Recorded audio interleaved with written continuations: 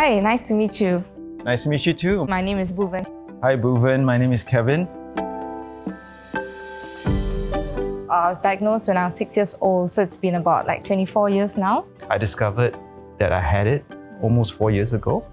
And the last thing I imagine is it happening to me because I was pretty fit. I was cycling and running quite a bit.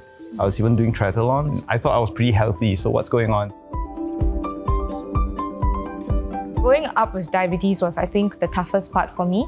I could never really find that many local references on what people's journey is like. And that also sparked me to actually create this Instagram page, just talking about my diabetic journey. I hear that you also do some advocacy. A little bit, yeah. When I go around doing my sports and all that, I talk about the different ways in which I kind of track my blood sugar level. How do you normally manage the situation? I do wear smartwatches, but you do need to wear a sensor. There are ways in which you can set up the data to be shared with other people as well. So like my wife will sometimes text me and tell me, hey, you're low, you know. Sometimes I do have to take a bit of sweet stuff, but people think that, oh, see, you're eating that. That's the wrong thing to eat. That's the reason. That's why I got it. So you don't understand that it's got to do with management. You kind of have to do a little trade-off here and there. Yeah. Generally, my peers are quite well informed, but I think in school it was a bit tough.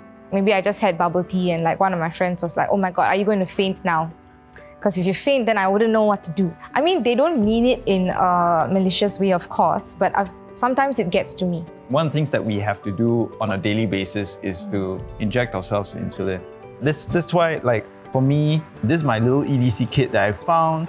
Besides being so small that it fits inside this little case, what's nice about this 4mm BD needle is that it's less painful.